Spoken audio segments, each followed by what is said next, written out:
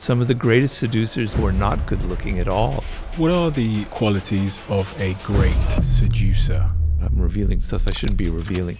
Robert Greene is one of the best-selling authors in history. An internationally renowned expert on power strategies. Been referenced in songs by Jay-Z, Kanye West, and Drake. Written 6 international bestsellers that have become legendary. Why did you write a book about seduction? Seduction is a high form of power. People will do what you want without ever even realizing it. Seduction is a mating ritual. You can't just swipe and get it. But because of all the dating apps, if you are able to understand the language of seduction, you're going to have so much more power and success than anybody else. One thing about words is people can lie, but body language, it doesn't lie. You master that language, you can start deciphering all this people are giving you. It's about psychology and it's about how you carry yourself. If you feel confident, it will naturally radiate through your gestures. But what is real confidence and how does one build it? The confidence comes from... We've talked about the topic of powers, but in 2018 you had a stroke. In that moment, it sounds like your power had been taken from you. The left side of my body is paralyzed, and that was not easy. I've got to find a strategy to deal with all this shit. Please understand that the ability that you have now to run, to walk, to type, it can be taken away from you. It's miserable. Please don't take it for granted.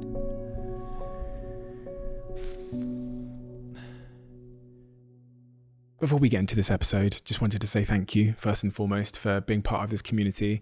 The team here at the Diary of a CEO is now almost 30 people, and that's literally because you watch and you subscribe and you leave comments and you like the videos, that this show's been able to grow. And it's the greatest honor of my life to sit here with these incredible people and just selfishly ask them questions that I'm pondering over or worrying about in my life. But this is just the beginning for the Diary of a CEO. We've got big plans to scale this show to every corner of the world and to diversify our guest selection. And that's enabled by you, by a simple thing that you guys do, which is to watch. So if there's one thing you could do to help this show and to help us continue to do what we do, it's just to hit the subscribe button. If you like this show, if you like what we do here, if you watch these episodes, please just hit that subscribe button. It means the world. Let's get on with it. What do I need to know about you and your earliest years to understand the life that you went on, that journey you went on, and the person you came to be? Well, I grew up here in Los Angeles, not far from where we are, in a neighborhood called Baldwin Hills, and then we moved to another neighborhood. I had a very nice childhood, very middle-class family.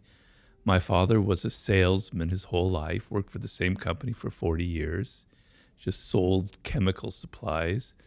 And, you know, my parents kind of left me alone a lot. I was basically, my sister almost kind of raised me in a way. And you know, I had a very nice childhood, kind of left alone, sort of an introvert. Books kind of shaped me. I became an avid reader at an early age. Knew I wanted to be a writer. Got heavily into drugs, I'm afraid, in high school, because that was the time where I went to school and in college. Had some great experiences. I look very fondly back even on my drug experiences, even though they got kind of depressing after a while. But it kind of shaped me in some ways.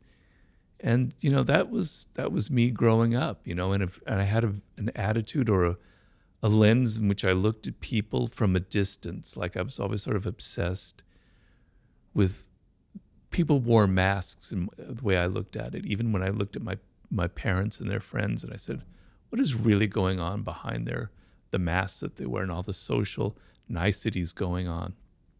What is behind? What is really the human animal like? And so these are kind of the themes that were a big part of me growing up. From what I read, you had a lot of different jobs in a lot of different industries up until the point when you wrote the first of your many books called The 48 Laws of Power back in 1998. And I was looking at all of these different jobs you'd had, and they all seemed to be completely different from one another.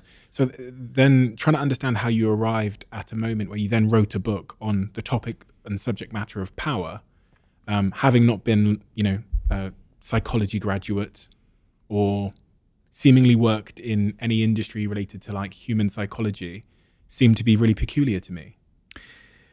Yeah, and also I never really had a lot of power up until that point, so it wasn't like I knew everything about being a leader or anything. You know, a lot of things that happen in life are kind of by coincidence or serendipitous. You don't necessarily plan on it. which is sort of, when you look back on it, you can see a kind of an odd plan going on, like a destiny or fate. But in the moment, I didn't feel that. I had all of these different jobs, as you mentioned, some of them completely unrelated. You know, I worked in construction. I had a construction job. I worked in a detective agency. I was a tour guide. I helped write an encyclopedia. I taught English in Spain, you know, on and on and on and on and on. But I was searching. I wanted to be a writer, and a writer needs experiences. I just was hungry for weird experiences. You know, I never really stuck at any one job. And by the time you're 37, 38, you know, my parents are starting to worry about me. I'm starting to worry about me. I'm getting a little bit depressed, even have moments where suicidal thoughts are floating in my brain. Like, I'm very ambitious. I know I could do something well, but it's never come together. And so here's the serendipity part. I'm in Italy for a job, one of my 80 different jobs, and I meet a man who's a book packager there on this particular job we're on. And he's a Dutchman. I'm not going to imitate him, but he asked me if I had any ideas for a book. And suddenly, all of the painful experiences in my life working in Hollywood, all the assholes I've worked for, all these weird politicking, all the manipulative games, all the crap that I had seen, it just came like almost vomiting out of me. And I said, you know, here we are, this was 1990, it was in the 20th century back then. Here we are in the late 20th century, and people don't dress like they did in the days of Machiavelli, right? They don't wear wigs and stuff, but it's the same damn thing. It's the same bloody battles going on, the same manipulations, the same kind of, you know, people don't reveal who they are. And it's a timeless game of power, just the same as Louis XIV or Cesare Borgia, or the people, the CEOs in the late 20th century. It's this timeless thing. And as I'm telling him this, his eyes are lighting. He's, wow, this could really be a book. And, you know, he said, look, Robert, I'll pay you to live while you write half the book, and then we'll sell it. And as I told you before, I was desperate. It was my get rich or die trying moment. I went back to Los Angeles. I borrowed money from my parents because I was that poor. And I wrote a treatment, and he loved it, and the rest is history. That's sort of my long-winded answer to your question.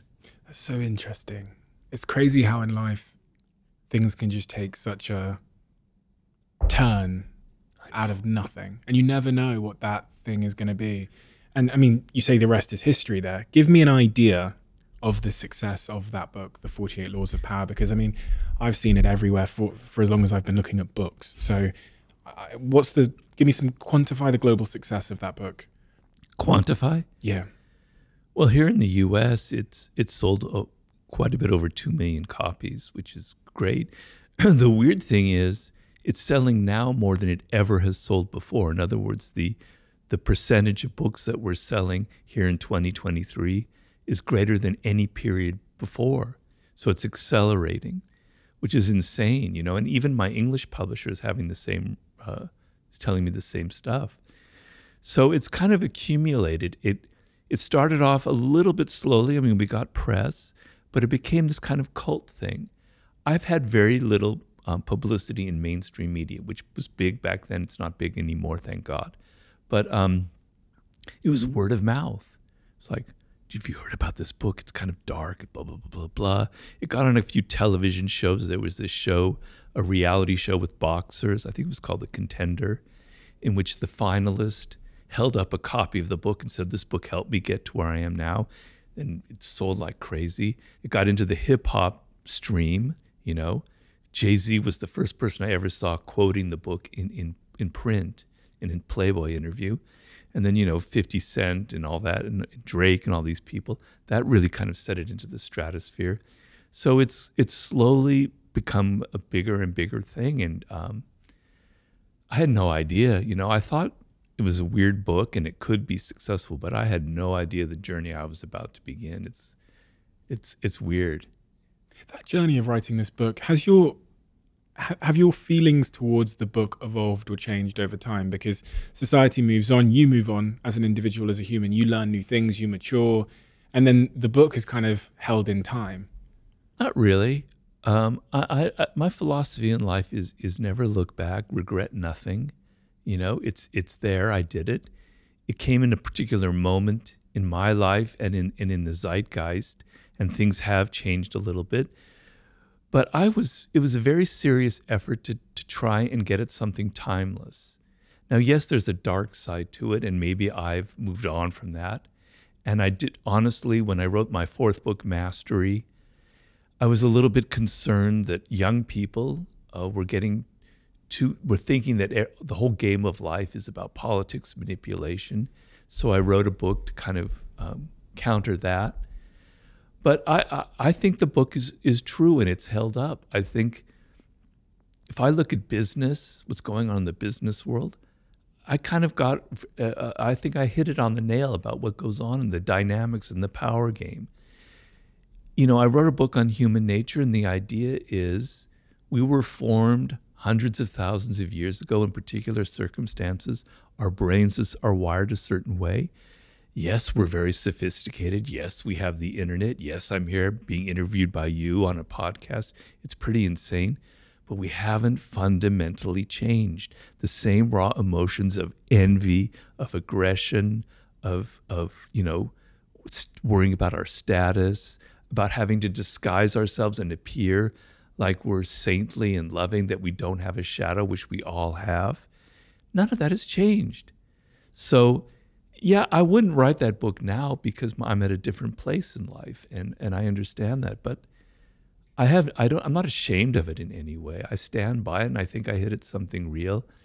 What is, in your definition, what is power? I was really compelled when you're talking about the evolutionary roots of power, but like at its essence, what is power?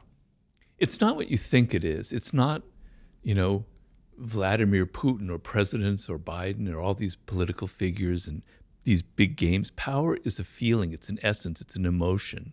It's a human need and desire. And really what power is a sense of understanding yourself and being able to control yourself. So the way I look at it, I like to look at it not through the lens of great power politics, but as an average, everyday human being here in the United States or in England.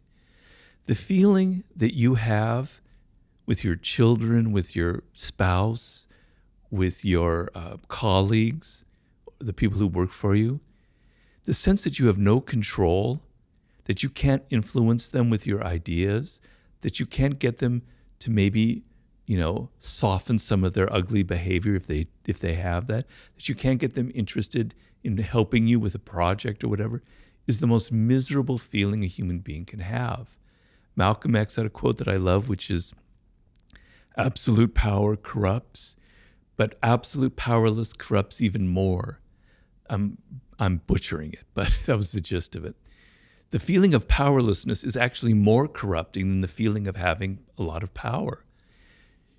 It turns people into being passive aggressive, into playing all kinds of weird games, negative games to get power.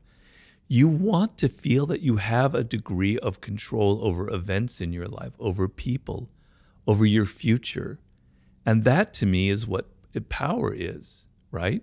And so some of that involves these games that I mentioned in there, and some of it goes beyond the 48 laws of power, which I've tried to indicate in my other books. But it's the sense that I'm not helpless in this world.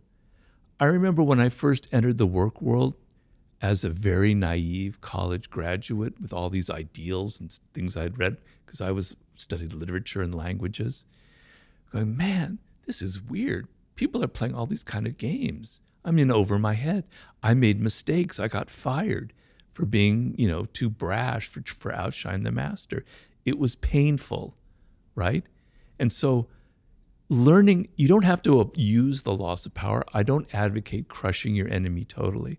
I hope I don't have any enemies ever that I need to crush ever. You just need to know these things so that when you enter the work world, you're not naive, you're not stupid, you don't make the same kind of mistakes that I made. You spare yourself the pain. You understand the most fundamental thing about human nature. People have egos. Even your boss has an ego. You think he or she doesn't because they're powerful. They're even more insecure than other people. You need to be aware of these things so that you don't inadvertently make them feel insecure and suffer the consequences. So that's sort of my idea of power that I was trying to describe there. The way you describe it is more of a sort of intrinsic force perception of yourself. When people think of power, they think of having control over others or their influence over others, but you've kind of made it more of a internal force. Yeah, well, if you can't control yourself, then you're in a lot of trouble in this world, right? Because when you just naturally are yourself doing things, you're going to offend people. You learn early on we're social animals. I have to tailor my behavior, you know? If you go on babbling about how you feel and think, et cetera, and you just say what's the first thing on your mind, you're going to end up having a very short career. You're going to be saying things that are going to offend people. You're going to be making a fool of yourself. You're going to be saying things that you end up regretting, right? So you have no self-control. And if you see somebody who has no self-control, it makes you look like you're not powerful. If you can't control yourself, how can you control anything in your environment? How can you be a leader, right?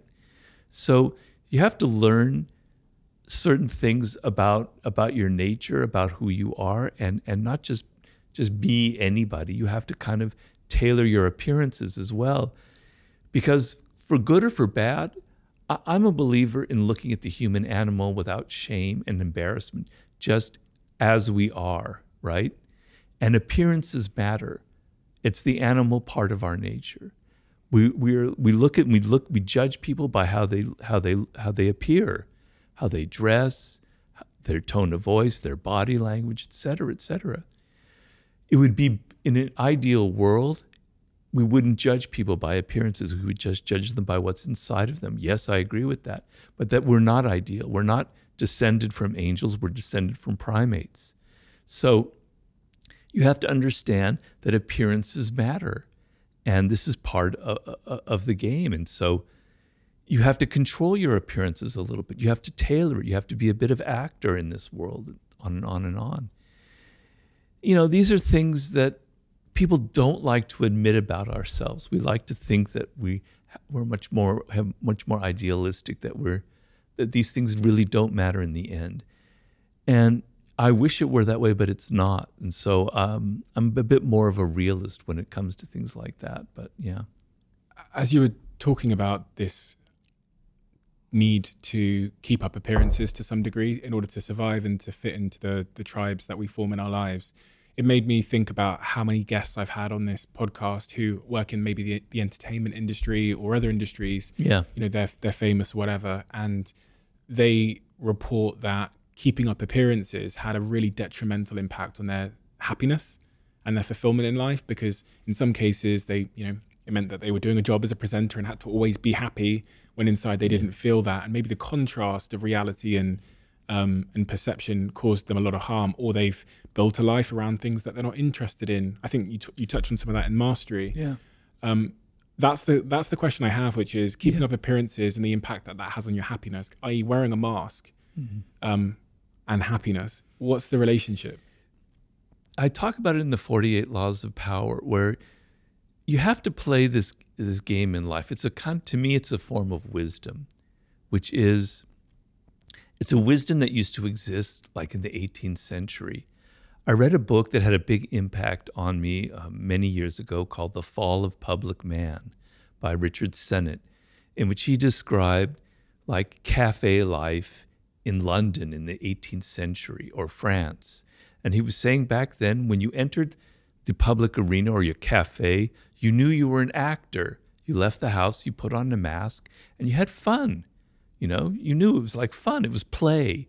You know, when you're a child, you like playing games. You like putting on costumes. You like playing your parents or some character you saw on TV. It's part of human nature. We like to play these games. We're role players. We're actors. And he was saying in the 18th century, that was just a given in life, that when you entered the public realm, you knew you were an actor. And then when you went home to your wife, your family, or your husband or wherever, you drop the mask, you breathe a deep sigh of relief, go, now I can be who I am, right? And it wasn't a problem. It didn't create neuroses. It didn't create this like what's wrong with me? I don't know who I am anymore. So people now, the problem now is we don't have distance from that social realm. And so we think that if we're acting, that's who we are.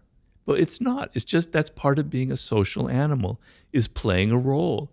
You know, I did a book with 50 Cent, and he kind of exemplifies a lot of that. He plays a role in life. You know, when I met him, I thought, uh-oh. I was kind of intimidated. I was a little bit afraid. You know, the thug. This is a guy, when I met him, he was, you know, just a few years away from being shot and all this stuff.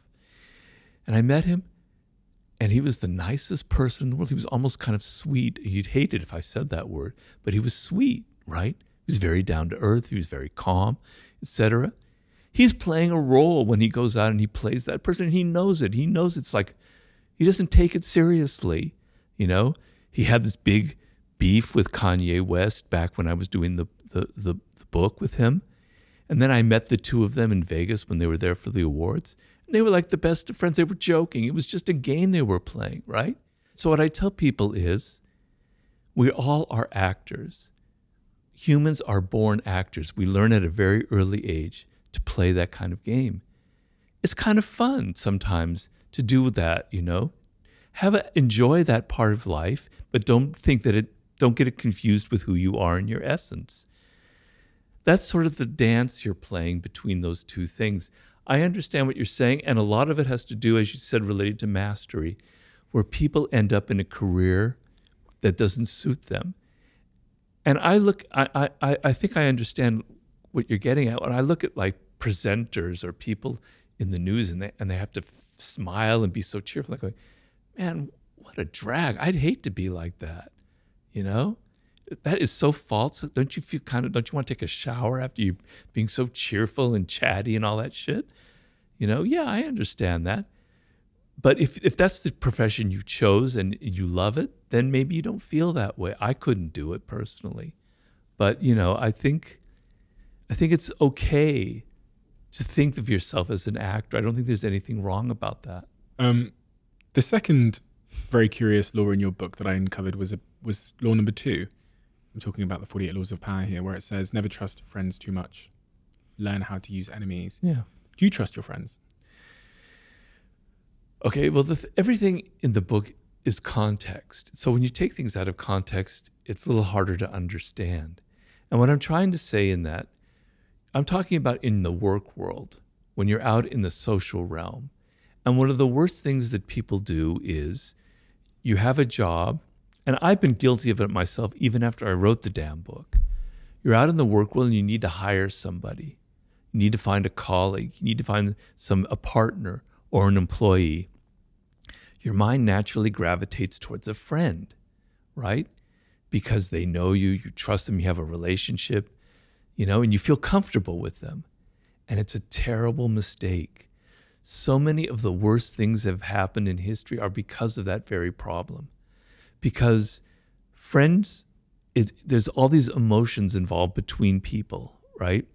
And those emotions confuse the issue. So what I'm talking about in that law is when you need to get results, you need to think, when you have a job or something, you have to think in practical terms, not in terms of emotions, not in terms of friendship, et cetera, et cetera.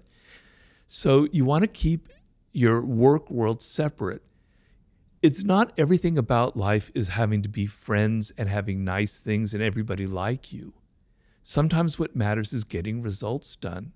And sometimes the best person to work with isn't your friend because they don't have all this other stuff that we're talking about. In fact, a very powerful move is if there's an enemy out there, somebody who you never got along with, if you approach them and say, let's bury the hatchet, you know, I have a job and I'd really like you to work with me. I know you're really smart. The turnaround of emotions is a very powerful thing where they're going, wow, yeah, sure, that's great. I never expected that. And they're highly motivated to now prove that they're worthy of your change of mind. So it's not about not trusting your friends in the realm of friendship in personal relationships. It's about being aware that the work world is different from the realm of personal relationships. The other point I found really curious was point 3 about concealing your intentions. And Yeah. I find this curious because I've never really known where to land on this when people ask me for advice on the subject matter about how much of your hand should you show, whether it's in business or life or whatever. There's a group of people that think you should always just keep everything you're doing and your intentions totally secret, because then people might copy you or they'll attack you or whatever. And then there's another school of thought that says when you're building something, when you're doing something, when you have a mission, you need to share it with as many people as possible, because that will galvanize people to come along with the journey with you, and they'll want to support you and help you. So when I read point number 3 about concealing your intentions, I wanted to ask you about what you think about that. Which side do you land on? Well, everything depends on circumstances. So the laws are never meant to apply to every situation, right? So when it's with your own team and you're trying to inspire them and you're trying to give them a vision, you try to get them on your side, yeah, you share your vision with them. You share, this is where the group is going. This is where I want things to be in 3 years. Let's all get together. We're trying to do something very positive for the world. Okay, here's my plan, right? But then there are circumstances where revealing everything about what you're planning to do is actually very counterproductive, right? So the business world in the 21st century is extremely competitive. It's getting worse and worse by the day. As more and more people now are entering the power arena, and I think it's a great thing, where it used to be just a realm where only older white men had power, and now the doors have opened to everyone. The level of competition is that much more intense, particularly now even with the internet. You have rivals out there. You have competitors out there. Even as we talk right now, maybe you're not thinking about them, but they are. They're looking to steal your ideas. They're looking to take your business away from you, et cetera, et cetera. Just be aware of that phenomenon. And just always saying what you're planning on doing isn't always the wisest thing to do. Sometimes, if you're in a tricky situation, putting people off the scent and giving them a red herring and saying, I'm planning to do this when in fact you're planning to do that, is a very powerful technique. It's deception, but all's fair in love and war and business, I'm afraid. So, there are moments where you don't want to lay all your cards out on the table, right? You want to either create a little bit of mystery so that people don't know what you're going to do next and they're wondering what you're going to do next. And as they're wondering what you're going to do next, they're kind of on their heels a little bit. What's the next thing that Stephen is planning? I don't really know. Wow. It's a very powerful approach. There are other times and other experiences and moments in life where you do want to reveal what you're planning to do because there's a purpose behind it. I'm just saying, be aware. Don't just act in this world. Be aware. Have a strategic mindset. Sometimes concealing is what you need to do. Sometimes not concealing is what you need to do. It's funny, when we have this conversation about power and the darkness and the shadows that people have in them, I think a lot of people listening, and probably it seems that way because I'm the one asking the questions, as if I'm questioning society that I'm not part of. They might think they don't play these games, right? They might, so that's the question I have is like, have you ever encountered anybody? Do you believe there's anybody out there that doesn't play power games, manipulation, have shadows, have darkness in them? No, I don't. But so in my war book, I read the biography of Mahatma Gandhi, one of the saintliest figures in history, right? And I realized that Mahatma Gandhi was actually a brilliant strategist.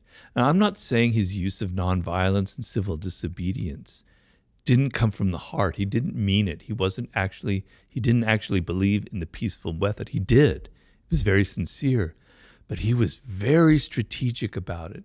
And he planned a campaign, several campaigns like the Salt March in the 1920s, where he knew, for instance, that the English public was very liberal-minded. They had this ideal of themselves as being they weren't colonialists, they weren't imperialists.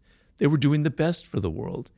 And he deliberately had these marches where he knew that they would be reading in their newspaper and seeing photographs of Indian people being beaten up by Englishmen and their Indian officers on the streets of wherever.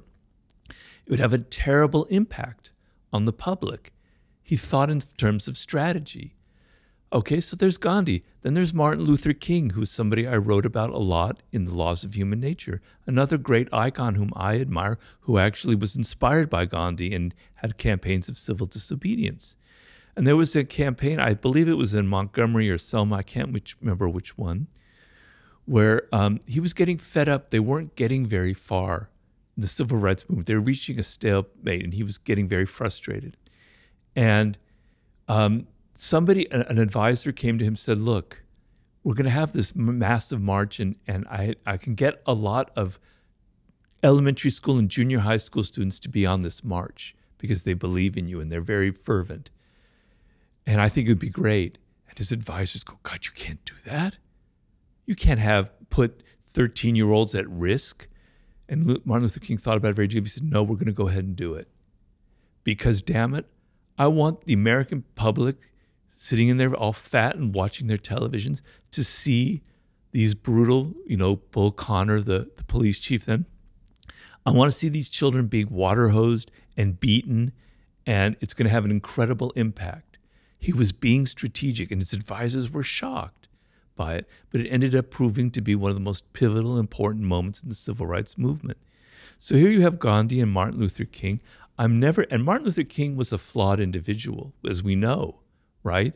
He had a private life that wasn't exactly in the same as his public life.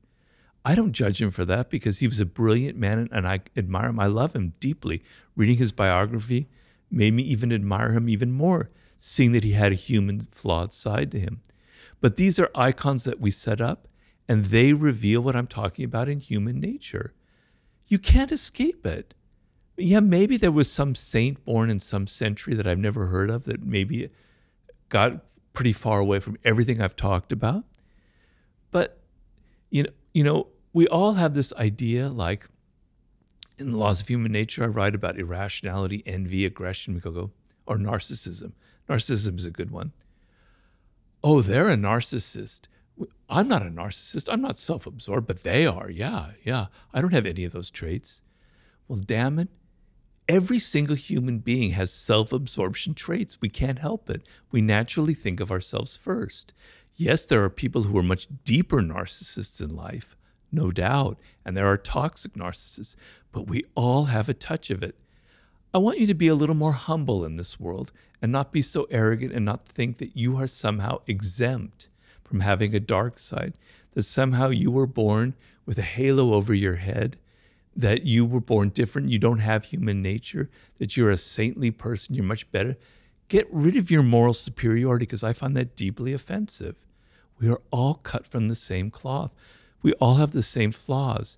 And when you look at yourself, and when I wrote The Laws of Human Nature, I'm going, damn it, Robert, you have a dark side. You're a narcissist.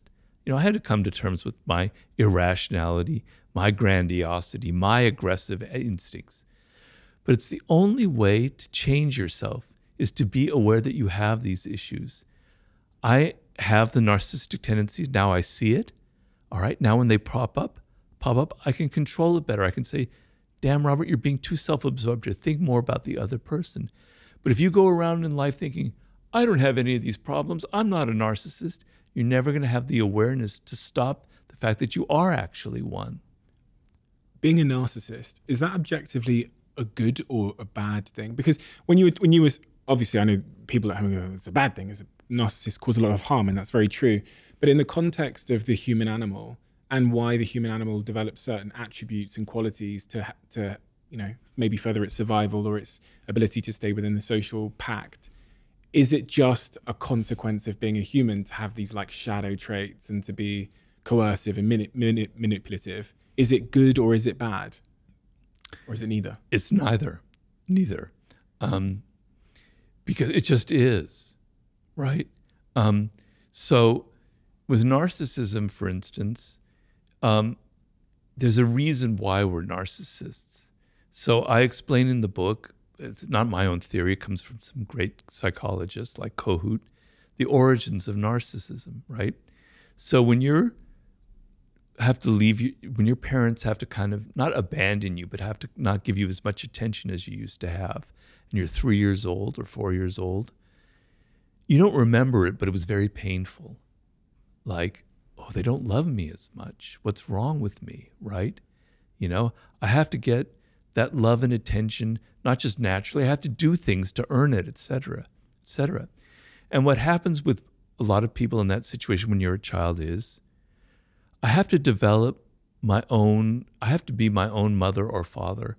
I have to find a way of loving myself. When something bad happens, I have to retreat inward and go, I'm really not so bad at all. I'm actually a decent person. I like my own tastes. I like the clothes that I wear, et cetera, et cetera. You're developing the shreds of self-esteem, right? And people who never develop that because they were abused or they were abandoned or even if they were suffocated, never develop that self-esteem. And so what happens in life is if you don't develop that and you get older and people attack you and yell at you or criticize you, you can't retreat inward to that self-esteem, that love you have. The only thing you know is to get angry, they call it narcissistic rage, and to yell at people and say, God, get away from me, you're evil, et cetera, et cetera, et cetera, right?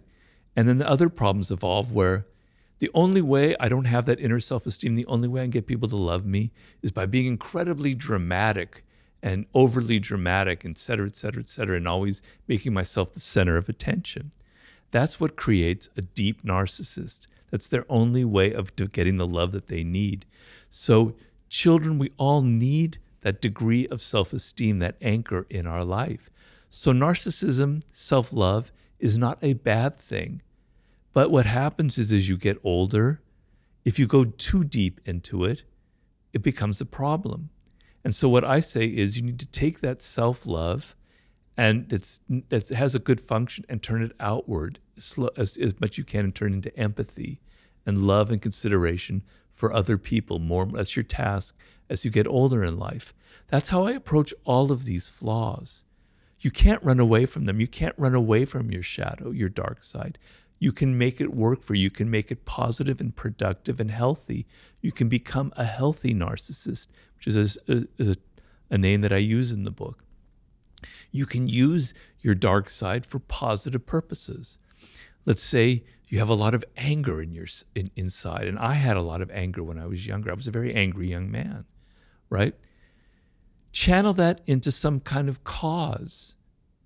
And you know, I have a lot of causes that I believe in very deeply. And when I was younger, I was like that. Channel that energy into something productive and helpful and put it into something that goes to something that helps society. That's using your dark side for positive purposes. Because the dark side of human nature has a lot of creativity, has a lot of energy.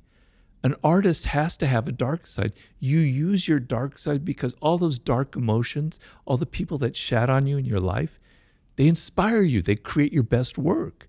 Don't run away from your shadow. Don't run away from your narcissism. Use it in a healthy way.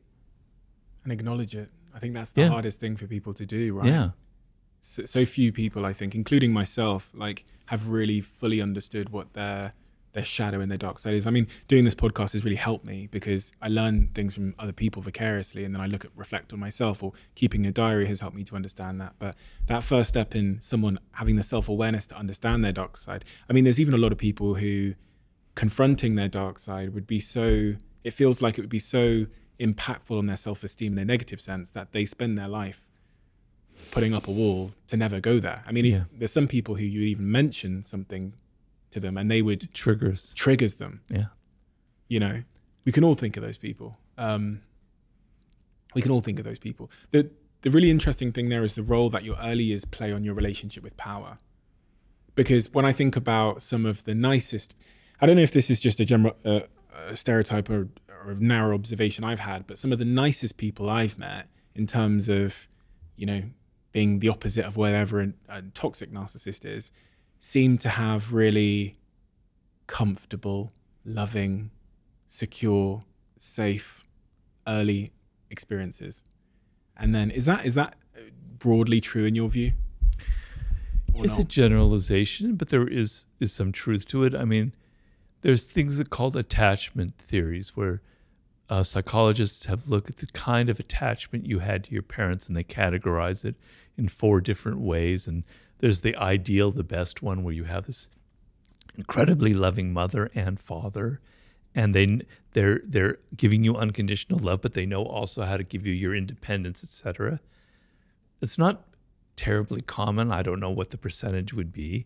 Then there's levels and levels, and then as you get to the 4th level, it's like the abandonment one, or abusive and abandonment, where you basically leave the child alone. You don't give it any attention, any love, and it's very crippling, right? But the thing is, children are much stronger than we think they are. They're very resilient. They're very resourceful. They're going to find their love. They're going to find a way to compensate for it in some way. And what's something very interesting, when I was doing seduction in some of my other books, and I look at people who were like very charismatic, like a Malcolm X, like a Marilyn Monroe, I could go on and on and on. These are people that came from very, very bad families, right? They had no love. Marilyn Monroe was an orphan, essentially, raised in an orphanage, you know? Her whole life was, I got to get people to love me. I need love so desperately. And her way of doing it was to literally make love with the camera. Nobody ever done that before. You could sense that she needed it, and it was so powerful that you sensed it, that she drew it to herself. Great charismatic individuals. John F. Kennedy is someone who had a lot of charisma. He came from a very bad childhood, right? His father was very mean to him, etc. Some children, in the worst circumstances, it ends up bringing the best out of them. They have to find their way in life. And some people who have everything don't go very far because they don't know how to find things for themselves. So life is weird. Some people who have great childhoods do well. Some people who have great childhoods are spoiled and never learn how to get things on their own. And some people have the shittiest childhoods, learn how to be resourceful and get what they need on their own. You mentioned seduction there, the art of seduction. Why did you write a book about the topic of seduction? Seduction is a high form of power because you make people feel pleasure. You make them feel excited or interested in you, and then their resistance to your ideas slowly lowers, and you have the ability to influence them and to move them in the direction that you want. If you yell at them, like how we were talking about your child, and you tell them, do this, do that, they resent it, and for good reason. But if you're subtler, if you're more seductive in your approach, if you're more indirect, people will do what you want or go in your direction without ever even realizing it. So it was a sub-theme in the 48 Laws of Power. And so I was sort of interested in the psychology of that and why some people are good at it and some people are awkward about it. So when I finished the 48 Laws of Power, I thought this would be a natural segue, the next book. What are the qualities of a great seducer? Well, I like to distinguish between cold seducers and warm seducers. A cold seducer is something you don't want to be. That's the typical image that we might have of a male seducer, but even of a female seducer, like the great courtesans, etc., where they're just after money or the men are just after sex.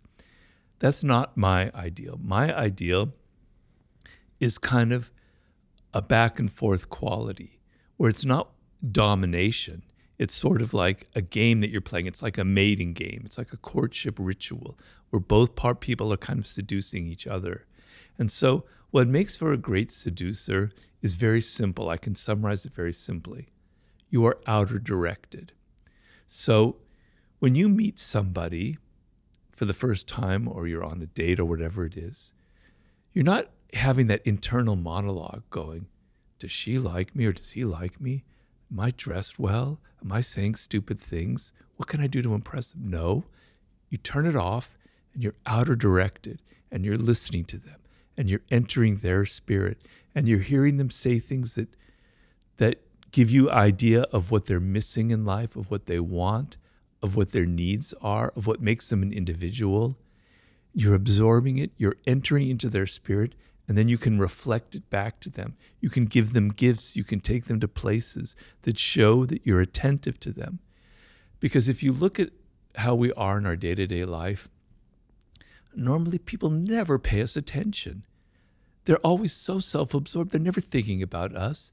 The times where you get the sense that people are actually interested in who you are as an individual is pretty rare.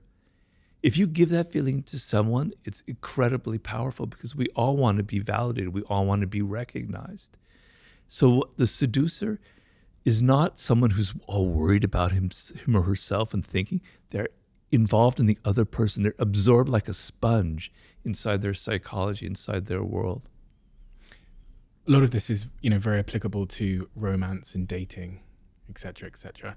It feels, for whatever reason, not necessarily something I've read much about in your work, but it feels like dating and romance and relationships have become much more complicated in the modern world. That it's become much more difficult to seduce somebody. What are the attributes of someone then that is not good at seducing? Anti-seducer has many qualities. I have a whole chapter on the anti-seducer. I try and define it. There's several of them. I don't have them all memorized, but one quality that's very anti-seductive is preaching and moralizing.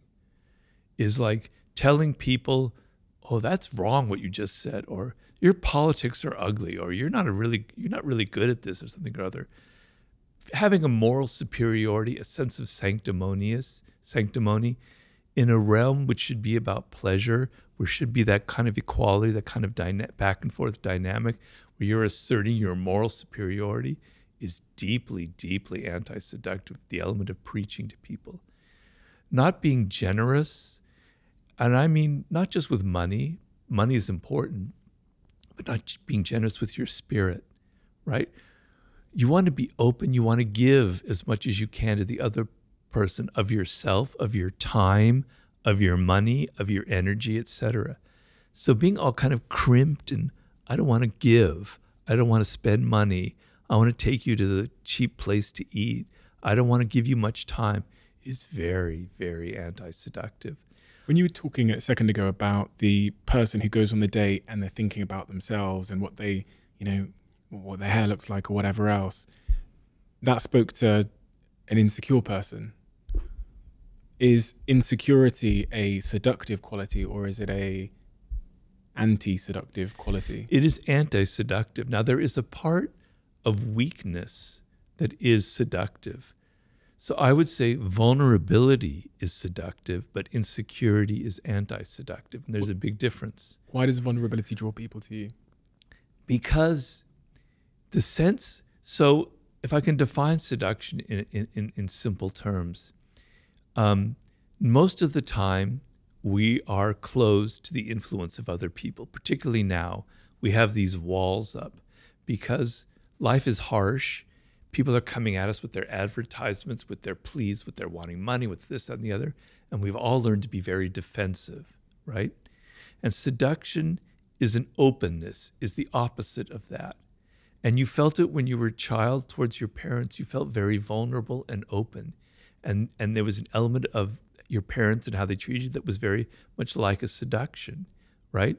So seduction is about being open to the other person to the extent where you can even fall in love. You can fall under their spell.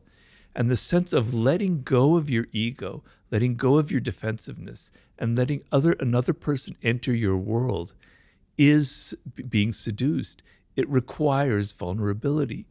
If you meet, the typical scenario is of a man who's not vulnerable at all. He's so powerful and in control and everything, has no vulnerabilities. It's frightening, for a woman. It could be very frightening. Like this, he's so strong, he's so invulnerable that there's something wrong about it.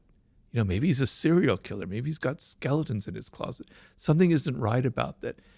What seduces you about a puppy, about a child, about an animal, is their vulnerability. It makes you want to hug them. It makes you want to help them, right? The sense which if you came upon a tiger that's there and they don't need that, well, that's not seductive. I mean, on your screen it is, but if they're there in your living room, that's not seductive. But that puppy is, right? Vulnerability, the sense that somebody needs protection or help, brings out qualities in us that we don't normally have that I think allow for seduction. So that is being vulnerable. That is, I can be influenced by that other person. I am open to their spirit, right? That's being vulnerable. The word vulnerable, I hate to sound like a professor here, so excuse me, in seduction, comes from the root of it means a wound, vulnus. So you have a wound inside of you and you need healing. And the other person naturally wants to help you, right? But being insecure is the opposite. Means I'm so self-absorbed, I'm so worried about myself that I can't get out of it. And we've all had that experience. When you meet somebody and you can sense, you can smell their insecurity in them. I'm not judging them because we all have insecurities. It makes you feel insecure. It makes you feel a little bit awkward. Whereas if you meet someone who's not like that, who's confident, etc., it brings out that quality in you. So if you're on a date and there's someone you smell that kind of insecurity, it makes you awkward and insecure. It creates a kind of a problem. So that would be the difference between the two. There's going to be a lot of people listening to this that are single and ready to mingle. What advice would you give them in terms of being great at dating? You've talked about the importance of vulnerability there and how that kind of forms connection between humans in a very innate way. What else is great dating advice for the single people out there? Well, the thing is, okay, there's several things. So first of all, we live in a culture where people think you shouldn't have to put effort into something like love and romance. You should just be who you are, man. I don't have to put on a role. I don't have to play a game. That's manipulative, blah, blah, blah, blah. No, I'm sorry. Love and romance is something that is almost biological. If you look at animals and mating rituals, they're incredibly elaborate. Seduction is a mating ritual. And so the worst thing you can feel is that this person isn't putting any effort into something. Let's just say it's from the woman's point of view. This man, he just shows up wearing jeans and his usual sloppy outfit. He doesn't comb his hair, et cetera, et cetera, et cetera. He takes me to the pub for dinner on our first date.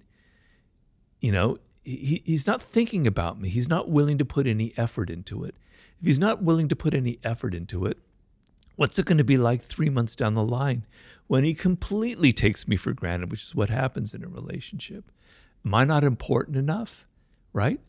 Whereas the ability to have a little bit of effort, to think of it as kind of theater and drama, and that there's nothing evil about it. So I'm going to dress nicely. I just have to be fancy. Just that I'm going to put some effort into how I look. I'm going to take her to a place that I'm not talking about candle lights and roses and that kind of crap.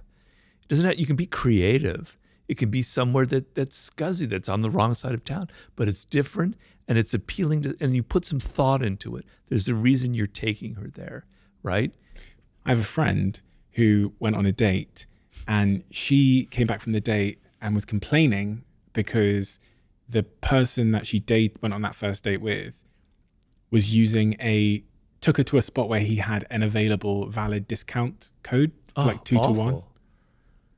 And talk about anti-seduction. There you go. Why is that anti-seductive? In that case, one might say that male is being, economically savvy, financially savvy. If you're not able to let go of your kind of tightness when it comes to a woman, then something's wrong with you, man. Just let go. Spend some extra money. Spend the extra 10 quid that you might need to spend on taking her to someplace different. But it signals a kind of cheapness. And it's not about money. It's about a cheapness in your spirit, right? She's not worth, letting go. Okay, maybe you don't have that much, but my God, you have enough. It's not going to if you're that poor, then okay, maybe. But probably not. You can afford it. Show that it means something to you. Seduction is a language. It's not a language of words. It's a language of gestures that we're paying attention to. We're paying attention to people's body language. We're paying attention to their actions, to the things that they never say. So when you signal that discounts are so important to you that even on the first date you have to have a discount, you're signaling that it's not, there's something tight about you in your nature, and it's not very pleasant. From doing this podcast and speaking about topics like love and sex and dating and, you know, dating apps even, one of the comments I saw quite frequently was from young men who are struggling to seduce a woman, or vice versa. Specifically young men that, you know, and then I read some stats. I think Scott Galloway came on the podcast and talked about how, I'm going to butcher these numbers, but a staggering amount of men haven't had sex young men haven't had sex in the last 12 months. And then when I looked at the comments section, specifically on YouTube, I kind of saw that energy reflected, where it looked like young men in particular were struggling to seduce a mate, a partner in the modern world. Is that real in your view? Is there something that has changed in society? Has that always been the case? Is there anything we can do if we're a young man that's struggling in the modern world because of the internet and computers and this and dating apps? And well, a lot of it is, I'm afraid to say, is internet porn, where you get the idea that, you know, sex is something that should be very easy and quick, and that women should have that kind of body and physique, et cetera, and that becomes your norm, et cetera. That can be very damaging. But the idea that things must come easy and quick is very prevalent. And to win over someone like, let's say you're a man and it's a woman who might be reluctant to have sex for good reason or reluctant to have a relationship, requires some effort. It requires some thinking. You can't just hack your way. You can't just swipe and get it. You can have your internet sex, but you're not going to get that in real life. It doesn't work that way. It takes time. It takes patience, you know, and you're going to have to work at, and you're going to be rejected. Being with people is a skill. Being a social animal, although there's a part that comes naturally, if you spend all of your time here, you're losing that skill of how to respond to people's body language.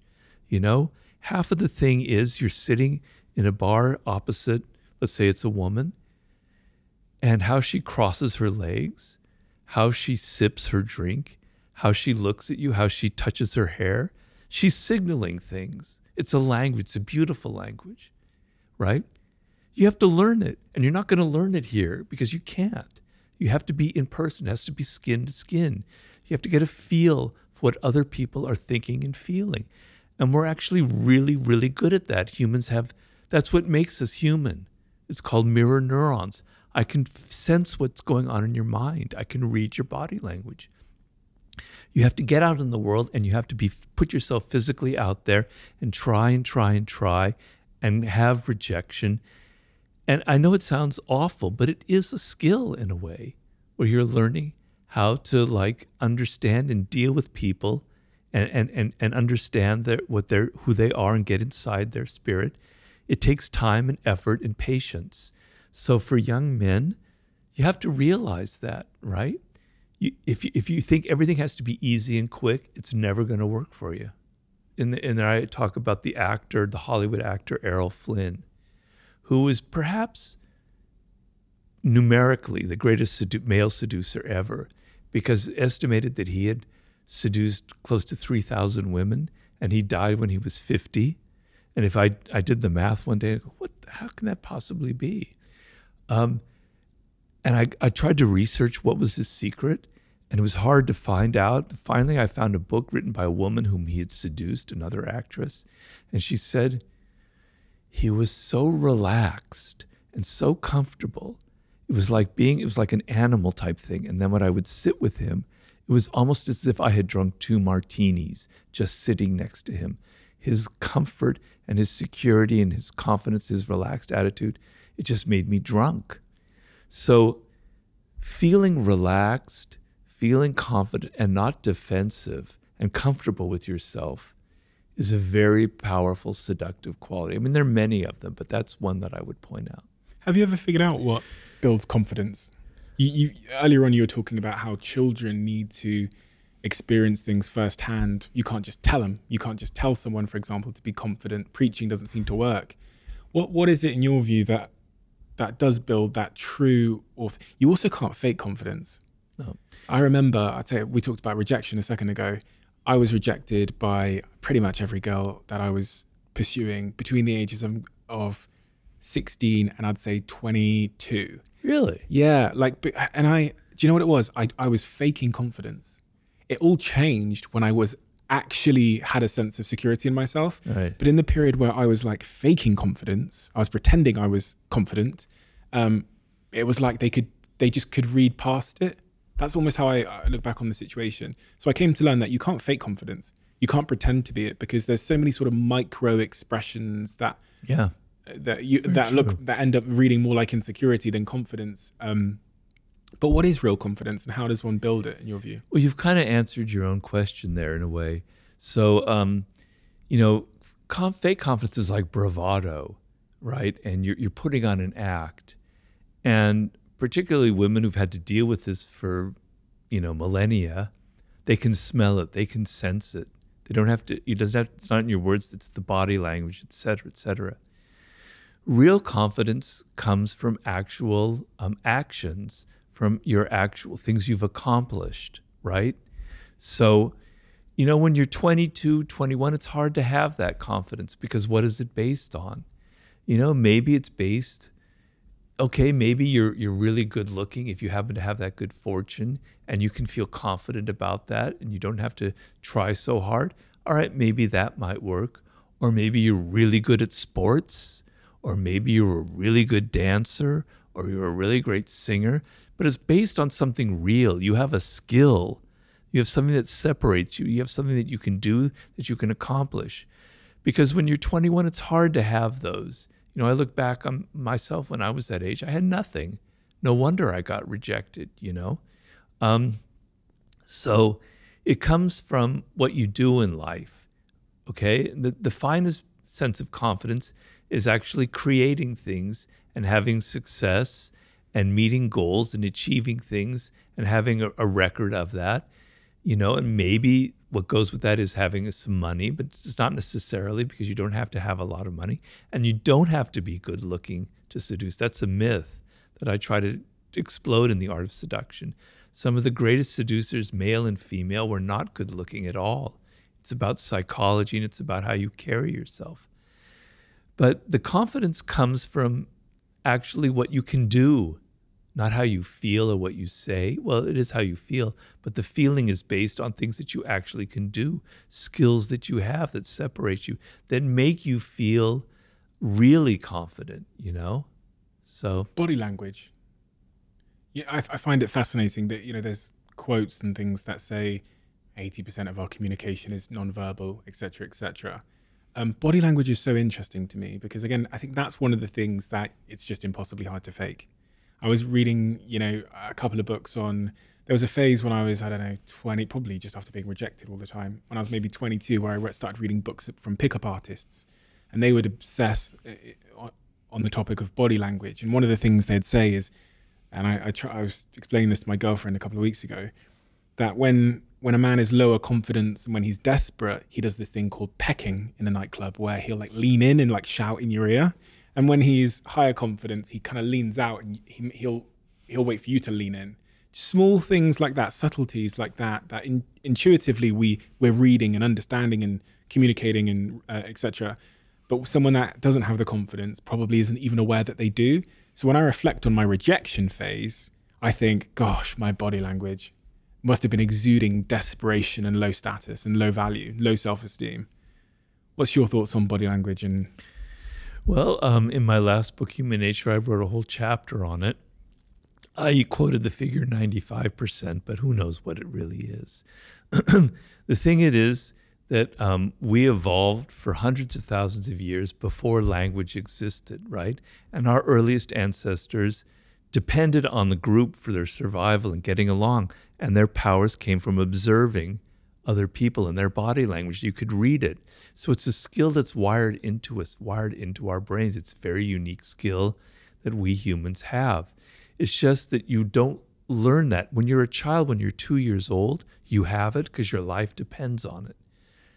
You have to see if your mother is loving you or your father is kind to you, because if not, you could be abandoned. Your life depends on it. You're great at reading that. And children are incredibly adept at picking up body language. So if someone is fake, if someone's an imposter, they hate being around children because children see through you, like radar, right? Because they're so attuned to it. You had that skill when you were very young, but you lost it because you became so oriented with words and you became so self-absorbed that you're not paying attention. But it's extremely important, right? So the whole body is involved in it. So you've got to first stop thinking about people's words so much. Because the one thing about words, unfortunately, is people can lie. They can say whatever they want. They can say, I love your screenplay. That was fantastic. You were great in that movie. I thought you were great, et cetera, et cetera. They can say anything to please, to flatter, to cajole you. But body language, man, it doesn't lie, right? So I talk in that book about the eyes and the fake smile. The fake smile is something you see every single day, but you're not paying attention. It's like, it's kind of tight, right? It's like, yeah, right? But a real smile, the whole face gets animated, and there's a little crinkly thing here as your face, as it lights up, and your eyes light up. It's hard to even put into words, but it's there. You can see it. It's real. It's not faked. Knowing the difference between a fake and a real smile is really important in seduction, in business, or whatever. To know if someone is like, yeah, I like that idea. No, they don't really. They're saying that to please you. They actually hate your idea. You master that language, you can start deciphering all this bullshit people are giving you. The face, you can disguise it a little bit. Actors know that. But you know what you can't fake? It's your voice. If you're nervous, not even the finest actors in the world can fake that. Your voice betrays so many things about you. It betrays your weakness. It betrays your lack of confidence, or it betrays the other quality, etc. Right? So pay really attention to the tone of people's voices, to how fast they talk. People who talk fast are very nervous. Someone who's I know I'm probably talking a little too fast here, sorry.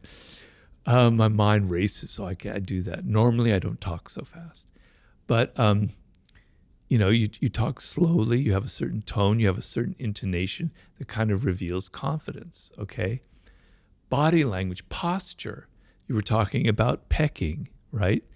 When you go and look at a meeting of people in a business meeting, you'll see all the employees kind of leaning forward, nervous, and you'll see the boss kind of leaning back, arms crossed like this, I'm the powerful one. You come to me. I'm the leader. I'm the top dog, or she. It's a woman. I don't need to be like this. I'm like this. Body language reveals a lot about leadership qualities, et cetera, et cetera, et cetera.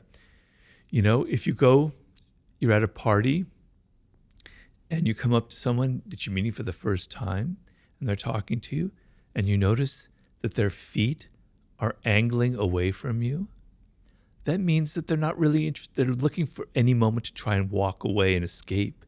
They're not really into you. Whereas their feet are facing you. They're engaged. They want to talk to you, right? This is a whole art you can learn. And you can sit there and you can read it. And I give the story in Laws of Human Nature of a man named Milton Erickson, the founder of NLP and hypnotherapy, probably one of the most brilliant psychologists who ever lived.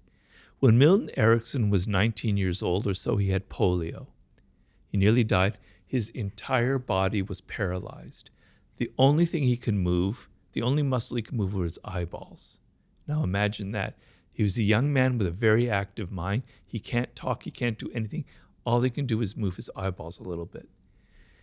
He was so bored. Can you imagine how bored you'd be like that? You can't read, you can't do anything. People would come in to visit him. All he could do was look at them and study them. He became the greatest reader of body language ever in the history of mankind. People said he was almost had ESP. He could read everything about who they were just by looking, because he ended up recovering. He became a psychologist. Because his life depended on developing this skill, he was going to just die from sheer boredom if he didn't learn how to read body language. He mastered that language much like somebody could master French. And it's an incredibly powerful language that I can't emphasize enough. You know, we can go about learning the language of body language, and I'm sure that will help, but it's such a complex, there's like 1,000 things with my body language at all times, like how I'm speaking, my eyeballs, where I'm looking, my posture, my arms, like am I crossing my arms, am I crossing my legs, all of these things. So the challenge of mastering all of that feels a little bit overwhelming. Am I right in assuming the easier challenge to master is in fact just like my sense of self? Very well put. Because, if you feel confident, if you feel secure, if you're not all inward and insecure and worried about yourself, it will naturally radiate through your gestures. Yeah. You don't have to sit there and pay attention to your fingers, your arm, your ears, your eyes. It's just there. It's natural. So yeah, that is the solution. So the two parts of the game, it's your own body language. Be aware that people are judging you for that, right? And you can't, as you say, be monitoring everything or you'll drive yourself crazy and you'll look very weird, right? So the best solution is to feel these certain things that are going to radiate and to not give the fake smile, but when you're really happy, to just show it and show your emotion that way. And the other side, which is I think really important, is learning other people's body language, and that can come from study and is much more a logical thing than constantly thinking about everything that you do. Your next book that I have here, Mastery. Why did you write a book called Mastery? Well, to be honest with you, it came, the idea for it was in around the year 2010, 2009. I was getting a little worried that people who were reading my books, particularly young men, who were reading Power and Seduction, they were thinking, that's all I need in life, man. I just need to be a manipulator. I just need to play political games. That's what success is all about. And I was worried that, if you don't understand how to make something, what's going to be the future of mankind? Are bridges just going to fall down? Are hotels going to collapse? People don't know how to make things anymore. We don't know how to use our hands anymore, right? So being able to be good with people is extremely important as a social animal. But perhaps higher up in the hierarchy is being able to do things, to be able to have great skill and to be able to create something and know how to master a subject and to, build something that can last. That's really important. And I'm feeling like because young people, this is back in 2010, imagine now, have this idea that everything comes quick and easy because you can click, click, click and things come to you, that everything in life should be that way, that we're becoming alienated from the human brain and how the human brain operates, because the human brain requires time. If you know how the human brain operates, we have what are called neural pathways. And every time you repeat something, a neural pathway is created and strengthened and strengthened and strengthened. It's why we get addicted to things, but it's also why we develop skill. So if I'm sitting there shooting free throws day in and day out and day out, my brain is wiring it, it's learning that motor skill, that hand-mind thing, and it's getting better and better and better at it. It takes time, it takes repetition to build those pathways. And I explain in Mastery that you reach the proverbial 10,000 hours, which some people dispute nowadays. So it's just a number, it's not a fact. You've spent so long learning something that there's so many pathways. It's like this amazing inner landscape with all these connections going on in your brain. And now you can be creative. Now you can come up with things that nobody's ever thought of. You can play chess on a higher level. You can be Pele on soccer or Lionel Messi making passes that no one had ever seen before because you're not having to think, right? You don't have to think anymore. Your body just does what it wants. Imagine 20,000 hours, which is possible, which people sometimes attain in certain fields. You're almost like a genius. You're almost like superhuman, right? If you're someone who's so logged into the internet, to getting things instantly, you can't get past 100 hours, let alone 10,000. You're never going to develop skill, and you're going to find life really, really difficult for you. So I wrote the book because I was actually deeply worried that we were losing a part of how the human brain operates, something elemental part of our wisdom. The interesting through line between that and the subject matter we've discussed in power and seduction is that by learning to master something, you build that sense of self-esteem and confidence that we're looking for to be good at the former topics mentioned. But on the topic of mastery, the first chapter in this book, and really the first question a lot of people ask, is this question about finding your passion. And I've always had a difficult relationship with this question because it sometimes assumes that there's one of them and that you have to go in search of it somewhere. In the first chapter of your book, you talk about discovering your life task. Why is it important? Is it the same thing? Is finding your passion and finding your life task the same thing? No, I just recorded this yesterday on my own podcast. I went on a rant about how it's not about passion. It's not about finding your passion. I actually don't like that word passion. It kind of makes me cringe because if you think about it, passion, to succeed at anything requires time and effort and boredom and tedium. So let's just say a simple example. You're learning to play the piano. When you first sit down at the piano, you have to play these really insipid tunes. It's so boring. You have to learn, I forget what they call it, finger exercises and scales. On any instrument, you have to learn scales, etc. It's tedious, man. If you think it's got to be passion, forget it. You're never going to get far. The thrill comes after a year of playing the piano, and you get better at it, and better, and now it starts becoming fun. Then 10 years, it's more fun. Then 20 years, it's fantastic. I'm not trying to name drop here, but the other night I had dinner with Stevie Wonder. It was the most amazing thing I ever seen. He's absolute. I wish I had interviewed him for my book. Speaking of genius, and he's blind, obviously, everybody knows. But I was watching him. He performed for us. I were there with a group of friends at his recording studio. I was watching him play the piano, and he's blind, right? And he's improvising, and it's just absolutely brilliant and amazing. And as I'm seeing this, I'm thinking, I could see the thousands of hours he's been putting in, just touching these keyboards and knowing where the keys are. It was just mind blowing how amazing it was. That is the power that the human brain naturally has through hours and hours and hours of effort. That's how it works. So, he didn't get there because it was passion. He got there because he was a child prodigy. At the age of 11, he was signed to a contract with Motown Records, right? He was playing that as he was a kid, hour after hour after hour after hour. He had a love for the piano, but it wasn't like every time he sat down, it had to be passionate about it.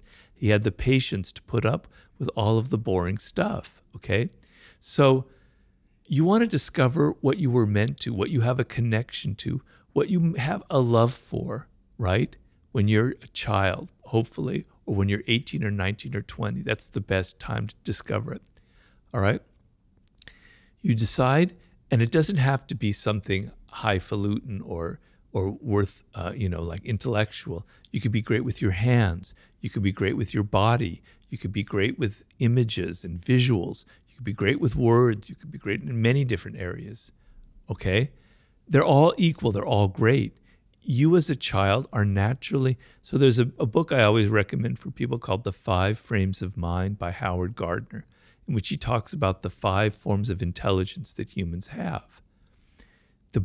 Each brain genetically is wired in one direction or the other. You want to know that, you want to feel it inside of you. It's like a feeling. It's not an intellectual thing. You feel when you're doing sports that it's good. It's a natural thing. It's what I'm meant for. When you're involved with words like I was when I was 8 years old, it felt right. It felt like a natural fit. I have to follow this path. When you're 3 or 4 years old and it's music like Stevie Wonder and you're hearing this in your head, wow, that's it for me, right? Okay? You feel it. You feel this connection. All right, now you fast forward to when you're 18 or 19 years old and you're having to make a career choice. Okay, so I call that your 20s, the most important phase of your life. That's going to make or break you in some way. If you spend your 20s trying to learn skill in something that it connects to you deeply, right? Then things are going to happen to you by the time you reach 30. You've discovered your life's task. It may not be something so specific. For me, it was writing and words, but I didn't know what to write. I tried novels, I tried journalism, I tried theater, I tried screenwriting. But you know it gives you a direction, and you try and you try and try, and you know that's what you were meant for, that's what you were destined for. You feel connected to it, you feel a love for it, and so when it comes time to do the tedious stuff, you're able to do it because you know in the end it'll pay rewards, you'll get better and better at it, and the connection is so deep that to not do it would be miserable. So you can't think of everything in life having to be pleasurable and having to be passionate. There's going to be boredom, there's going to be tedium. How do I deal with it? You have to feel a greater love than just mere pleasure or passion. It's got to be something so deep within you that to not do it will make you deeply unhappy. For me, not to write or be a writer, I don't think I'd be alive right now. I would have been so miserable. I would have been so alienated from who I am. So that's what will get you through. That's what a life's task is. When you think about that, in the book you talk about the first phase, which is, your apprenticeship on your journey to mastery. When you're in that apprenticeship phase, when you're maybe early in your career, you're early on your journey to becoming the pianist, the violinist, the podcaster, the entrepreneur, whatever. What are the most important things to be selecting for as it relates to the job you take, the people you're around, that kind of thing? Like if there's a 23-year-old listening to this that is an apprentice at a floristry shop making bouquets of flower, and they're being offered 5 different jobs in the industry of floristry, which one should they be looking at if they're in the early steps of their apprenticeship? Very easy question to answer. Thank you. You want to look for the job that offers you the most possibilities of learning. So if you're going to go to a florist shop where there's only one other person there, it's like an entrepreneur who started it, and you're going to be like their right-hand man or woman, and you're going to learn, and the pay is half of what you could get at this very fancy. You could be working at the shop at some department store where they'd pay you triple. Take the job that pays 1/3, where you're going to learn the most, or you're going to learn about the business, you're going to learn from the ground up, and, there's going to be a level of excitement where, we might not survive another few months. We've got to work hard. We've got to be motivated. We're all on the same page here. A lot of people, when they're 23, they grab the job with the biggest paycheck, and that's a mistake, because if you go to like a large firm, you're kind of lost. You don't have as much responsibility. You suddenly have to deal with all the political games, the 48 laws of power. You're not paying attention. You're not developing skills as much. You don't have as much responsibility. Take the job that has 1/2 the salary, but you're responsible. You're going to be learning, and it's up to you. That's the most important thing you can do when you're at that point in your life. You say there's 3 steps in that apprenticeship. Deep observation. Is that what you mean when you say deep observation? You mean like being able to observe the job happening, or do you mean something else? Well, it means that. It also means, so most people when they start a job, their first impulse is, I've got to impress people. I've got to make them like me. That's that inward direction that's so deadly in seduction and it's deadly in life. You want to be outer directed. You want to observe the codes and conventions of your field, the social codes, what's acceptable behavior, what's not acceptable behavior, the skills involved, the various heuristics, the various things that you have to learn that create skill. You want to be a sponge absorbing what's going on around you. What are the things you need to learn? What are the valuable skills? What are the things that aren't valuable? Who are the people you need to avoid? Who are the people you need to emulate? You're a laser. You're just observing everything around you and not worried about yourself. That's that's deep observation. You talked about skill there. It's all well and good seeing skills and knowing which skills are important, but acquiring those skills is point number 2 when you're in that apprenticeship phase in life, skills acquisition. And this kind of goes to what you were saying with the working in a florist shop next to the entrepreneur. You're going to be hands-on, you're going to be doing, which also goes to what you said earlier about parents and children, like putting them in situations where they get to do stuff. Yeah. A lot of jobs don't offer that. A lot of jobs don't offer the difficulty, the challenge, right? How important is that? Well, we call it learning by doing. And you see, some things play into how the human brain operates. That's what you want. I give the image in the introduction to mastery, that pardon the alliteration here, but the brain has a grain to it. You want to work with that grain. You don't want to work against the grain because it's counterproductive. And one of the grains of the brain, is learning by doing. When, flashback 300,000 years ago, and we're sitting there, we're making tools out of bones, out of wood, etc.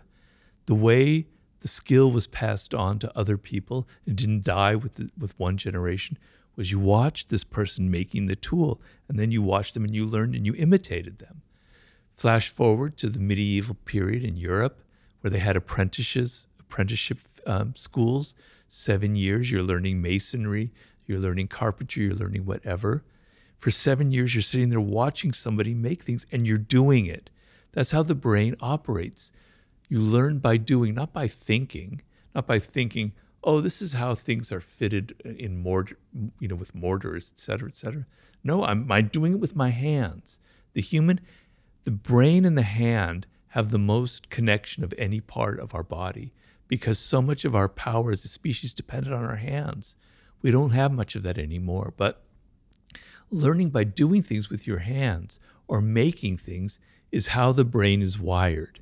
So you want to go with that grain. So you want to do things, you want to make things, you want to be learning through action, not through just a lot of talk and, As you might know, the show's now sponsored by Airbnb. I can't count how many times Airbnbs have saved me when I'm traveling around the world. Whether it's, recently when I went to the jungle in Bali, or whether it's when I'm staying here in the UK or going to business in America. But I can also think of so many times where I've stayed in a host's place on Airbnb, and I've been sat there wondering, could my place be an Airbnb as well? And if it could be, how much could I earn? It turns out you could be sitting on an Airbnb gold mine without even knowing about it. Maybe you have a spare room in your house that friends stay from time to time. You could Airbnb that space and make a significant amount of money instead of letting it stay empty. That in-law, that guest house, that annex where your parents sometimes stay, you could Airbnb that and make some extra income for yourself. Whether you could just use some extra money to cover some bills or for something a little bit more fun, your home might be worth a little bit more than you think. And you can find out the answer to that question by going to airbnb.co.uk/host. One of the things that you referenced at the start of this conversation, I think maybe even off camera, was in 2018 you had a stroke. And that changed your life in a very fundamental way.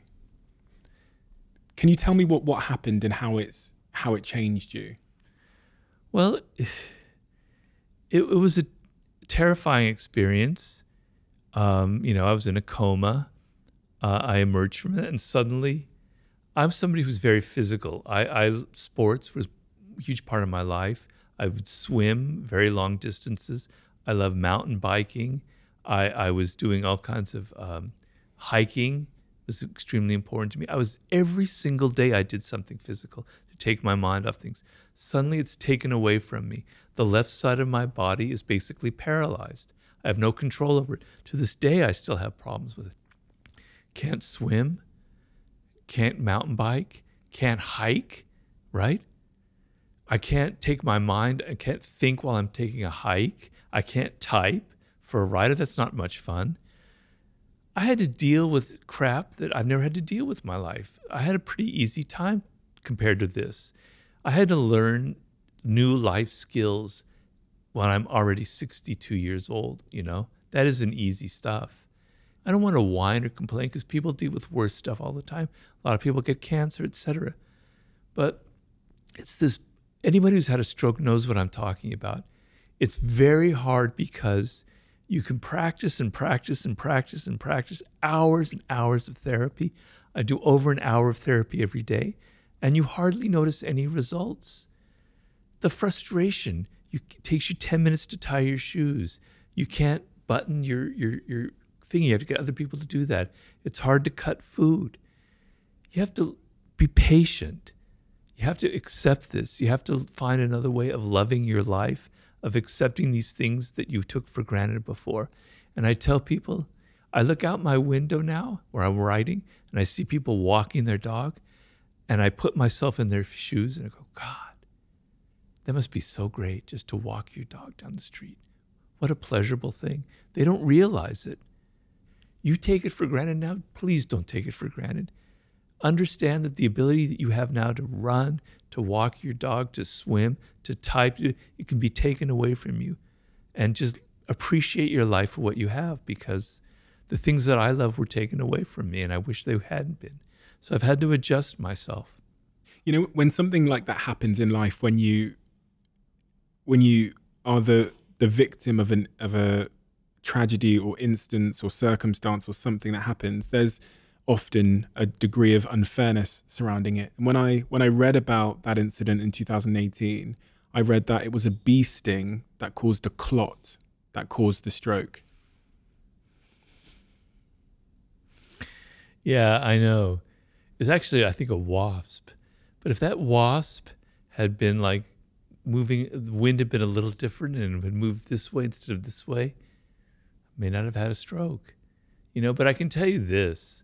So in May of that year, the stroke was in August. In May, I'd finished The Laws of Human Nature, which took me 5 years. And when I finished that book, I felt like I was near death. I was so exhausted. I was so drained. You know, my wife was really worried about me because I just looked really haggard. Slowly, I kind of recovered. But then in July, I went to New York and I forgot my blood pressure medication that I'd take. So my blood pressure was starting to rise. And then I came back to LA and I walked in this park and the wasp stung me here. And my whole chest turned red and it was like the most unbearable feeling. So I went to the hospital. They gave me this drug called prednisone to relieve the itching. Prednisone increases your blood pressure. And so when I ended up having the stroke, the blood clot, it was right where the wasp sting was. So the neurologist said, probably all this cholesterol was released from that from that wasp sting here, and that's where the blood clot occurred, okay? But there were all these other circumstances that kind of led to it, a kind of a perfect storm. And maybe if I hadn't had that wasp sting, it would have happened 4 months later under different circumstances, and I would have died. Because what happened was I was driving my car when I got my stroke. My wife was in the other seat. She saw something really strange going on my face. I didn't notice it. She forced me to pull over the side of the road. 90% of the time I'm alone. I'm swimming, I'm hiking, I'm driving. Could have happened 4 months from then. She wouldn't be there. I'd be dead right now. So I can't really think in terms of, oh, if that wasp had been diverted. It would be a good feeling, but it's too painful for me to imagine. I like to think of, fortunately, someone was there who saved my life, because it could have very well happened 4 months from then, because my body was worn down and something much worse could have happened. That journey you described of having to rebuild and relearn and redesign your life, we've talked about the topic of power so much in this conversation. In that moment, it sounds like your power to some degree had been taken from you. You know, you learn, like, at least for me, when I looked at people differently after my stroke. I had more empathy for them. I'm normally an empathetic person, but I was looking at people who in the pandemic who got long COVID, who were having strokes or were having terrible circumstances, or when I look at people who were disabled, because I'm essentially disabled now, I understand them. And also the other thing is, when I look at people who are really poor, who are struggling in life, they feel really dependent and helpless. I felt that physically. I don't feel that materially because I don't have that problem anymore, thank God. But I have more empathy. I understand it, not in an intellectual way, but in a visceral, physical way.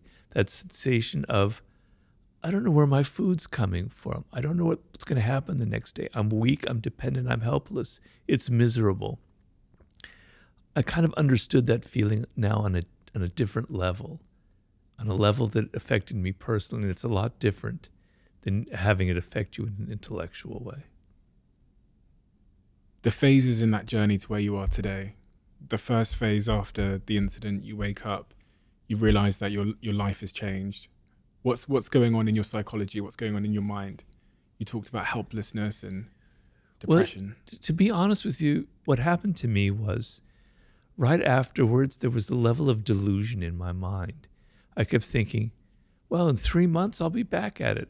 In 6 months, I'll be swimming. In a year, I'll be hiking again. I wasn't aware of how hard the process was. And then 6 months, 8 months, a year down the road, as I realized I was wrong, that's when the depression set in. That's when it really started hitting me. I thought I'd be back. Here I am 4 years on. I thought I'd be back to my life, but I'm not. You know? So that's what was the hardest struggle, was actually a year in there and going, there's a phase where you kind of plateau, where you're not really progressing anymore. That's the worst part of it. I'm progressing now again because I have a great therapist, but I had to deal with really bad depression about a year and a half in, when it started to realize, this is my life, man. I'm going to always have this funny arm that's bowing in. I'm going to be walking like this. I never expected this in my life. So I've had to deal with that, and I've had to kind of find a way to not let it get me down, to find other pleasures and joys in life, etc., which I have. How do you find a way to not let it get you down? I'm thinking now about people that are listening to this that might be struggling with their own subjective struggles in life. They've lost their job. They have a disability, whatever it might be. What are the successful strategies you've deployed to try and keep that peace of mind? Well, I don't know how much of it is applicable, because I'm at a phase of life where I don't have material worries, you know? And I could have had a kind of stroke where my physical element would have been untouched, but my brain would have been damaged, which is another part. That would have been worse, because I wouldn't have been able to write another book. And I have a very active mind. So for me, being able to write another book is my salvation. So when it's 3 o'clock in the afternoon, when I get down to writing, it's the happiest moment in my life. I feel at peace. I'm back to my work, and I love my work, and I love what I'm writing about. It's saved me a lot. I do meditation. I've been meditating now for about 12 years, I think, more than that. Every morning, it's a ritual. I have to meditate. If I don't, something is wrong. And I've never missed a day, I can honestly say. And it just calms me down. It just gives me a strength throughout the whole day. So I get up 7 o'clock, the sun's usually shining because it's Los Angeles. And I go, it's the morning. I'm greeting the morning. I'm greeting the sun. It's like I'm somebody 4,000 years ago in a tribe. There's the sun. It's a miracle that there's even something like that. The birds are chirping. I'm looking at the ivy. The sky is blue. I just calm myself down. Intrusive negative thoughts start popping into my mind. You didn't do this. You have a podcast today at 2 o'clock, Robert. You want to do this, that, and the other. I'd get rid of them. I go, calm down, put that away. Ground yourself in the. It's helped immeasurably. The other thing is, always keep in mind that there are people who have it worse than you. So I don't want to feel I don't like the sense of feeling sorry for myself. In fact, sometimes I turn it around and I look at that person walking the dog or jogging and I go, I actually feel sorry for you, because you're not aware of how precarious life is. You're not aware of how this can be taken away from you. You're not aware of how precious it is to just be alive and just to see the sky and the birds. So I feel better than you in a way. I turn it around. I don't want to feel sorry for myself. There are people who have it worse. I read in the newspaper all the time, cancer, or you're in Ukraine, or I was dealing a lot with people in Iran right now, what they're dealing with. I don't have to deal with that kind of crap, like being in Iran and dealing with that daily life. How horrifying, These are thoughts that take you out of the moment where you're feeling sorry for yourself and you're kind of grateful for certain things. So those are some of the strategies I've had to kind of create for myself. I find it so, I guess, powerful to hear those strategies, because we all get caught up in our narrow perspective and our own subjective feelings that we're suffering or that life is against us. And then that kind of torments us in many ways. As you've post-stroke in 2018, is there anything else that you have learned about the nature of happiness from that incident that you might not have known before that incident, that I might not fully understand now? The things I heard you talk about are the importance of a sense of purpose, how perspective and gratitude are central to our feelings of happiness. But is there any other observations you've had that, I'm just saying this from my own selfish perspective because I want to know? Well, first of all, I don't want to give the impression that I've solved everything, because I'm a work in progress. I have moments where I get so frustrated, and it's almost like I have Tourette's syndrome. I'm going around, like I can't, I'm still 4 years in, and my arm is still like this, and I still can't brush my teeth the way I want. I get very frustrated. So I'm getting better, but it's still a work in progress. So I don't want to give the impression that I've mastered it, because it has mastered me. I have a long way to go, but I'm getting a lot better at it day to day. I don't know. I think I've kind of touched on everything, only in the sense of... What about connection? You talked about your wife. Yes, she's helped me a lot. God bless her soul. She's had to take care of me, And I was somebody who was always prided myself for being independent. That was another thing that was taken away from me. I was traveling around the world, doing book tours, going to book festivals, doing interviews, doing consulting in various different countries. I could still travel, but it requires a lot more. So I lost my independence. I had to have somebody help me with food every single day. I need things being done for me. And I feel terrible that, she's been put in that position. But she's been very gracious about it. And she understands. She has a lot of empathy because she knows what I've lost. So having somebody in your life, if I were alone, I couldn't deal with it, man. I wouldn't have been able to deal with it. It just would have been too much for me. It would have been too depressing. That depression that stalks you after a year would have leveled me. It's just, I couldn't have made it. So that's an incredibly important aspect. And just appreciating the little things in life that I just, it's a cliche, and I hate saying cliches, but, I have that feeling almost every day where I'm looking at somebody going, man, that must be... I'm like riding my bike and I'm seeing somebody just sitting in a park reading a book on a bench, and I'm going, God, that is so much fun just to be able to do that. I can't do that anymore, but I put myself in their body. The little things in life that you take for granted are so filled with so much happiness and joy that you're not thinking about. If that person sitting on a bench reading that book only realized what this person riding by thinks, maybe they wouldn't take it for granted. So many of those little things that you don't think about have incredible importance, at least to me, having lost them. So I don't know if I wish I had something better, but I think that was... I can only come from my own experience. I can't make it up. Well, your books tend to focus on the nature of the human condition, how we are as humans, for better or for worse. And it was interesting because as you were talking over several topics, when you were talking about seduction and the 48 laws of power and mastery, there was a part of me that's, that started to feel a little bit, feel the darkness that is innate within humans a bit too much, maybe. That we're a little bit too contrived and manipulative and conniving and whatever else. And I was thinking, do I really like humans? I'm one of them. I'm very conscious of trying to separate myself. I hear people doing interviews when they're talking about society, and I always think, you are society. Right. I am human. I'm all of the things you've described in many, many ways. But has your journey of learning about humans and human nature made you personally more loving towards humans, more optimistic about the human race, or has it made you the opposite? Honestly. Well, it's made me more loving, but it hasn't made me more optimistic. Okay. There's so many things that seem to be going awry in the world today. Now, I happen to be, the form of meditation I do is Zen meditation. And in Zen meditation, there's this idea of what's called the Tathagata, which means it was another name for Buddha, and it means things as they are. And one thing you meditate is the world isn't good or bad or ugly or evil or unjust. It just is. Things just are. This is just the way the world is.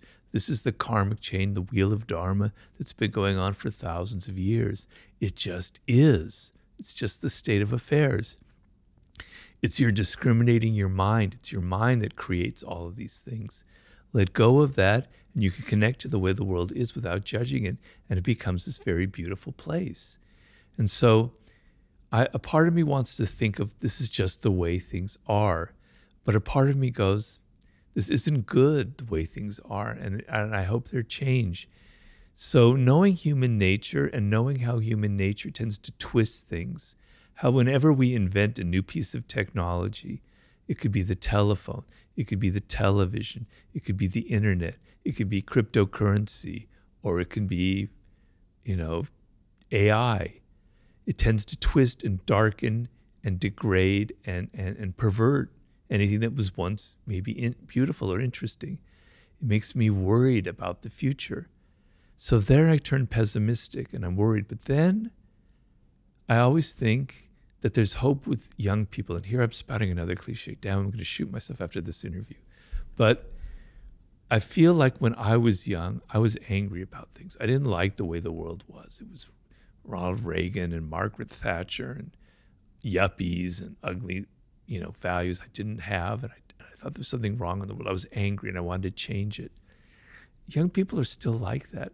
And I think a lot of young people, Gen Z or whatever the next one is, whatever they call them, I don't know yet, they're growing up in a world that isn't healthy, that isn't right.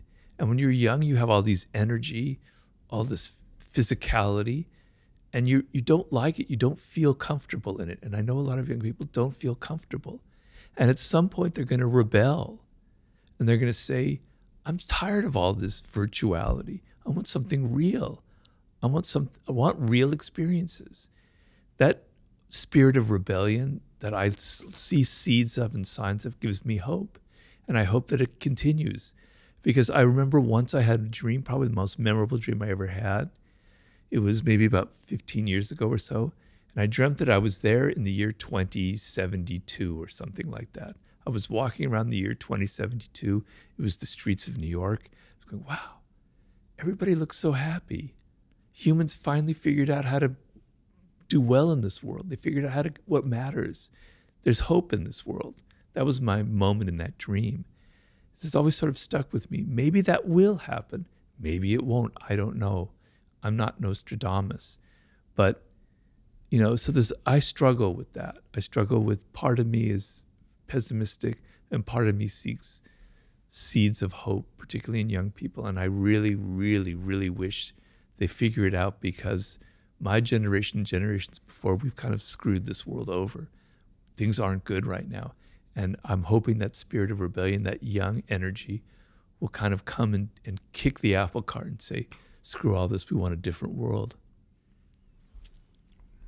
We have a closing tradition on this podcast where the last guest asks a question for the next guest, not knowing who they're going to ask it for. And the question that's been left for you to answer is, in adult life, when were you most happy and why? And then brackets, it says, are you this way now? And if not, why?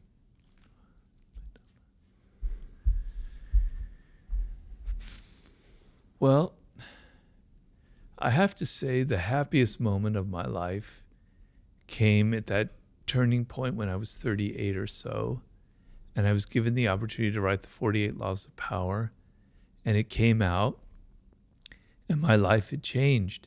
And so the contrast from being in a small apartment, rather poor, rather desperate, where people were beginning to worry about me, and suddenly things were clicking together, and I was having fun, and I was having all these adventures, and I had a reasonable amount of money.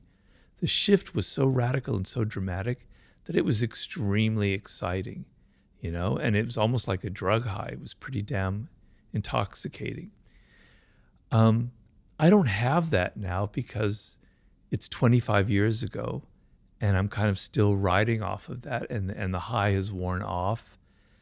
But I can remember in my body how depressed I was and that feeling, and I never lose it. I'm very grateful for what I have because I know it could have turned out very differently. So I still feel that initial happiness because I know if you have success when you're 24, you're not ready for it. You don't realize how evanescent it could be, how it can disappear, and how important it is. I never had that because I struggled for so long and so many bad jobs. So the happiness, the euphoria isn't the same. It's not the same intensity. But I'm still riding on that wave because I know where I was before it happened. And it's been an amazing journey. You know, my wife, who's been there for it with it, goes, "Can you believe that you were having dinner with Stevie Wonder? When you were 12 years old, you told me, Robert, that that was the first album you ever bought, was Inner Visions. And what would you have told yourself when you were 12 years old that this was what's happening?" I go, whoa, I would have flipped out. It's been an amazing journey. I can't complain. My whining complaint card was taken away from me in 1998 when I published that book. And so I'm still feeling the last vestiges of that euphoria from back then. Robert, thank you.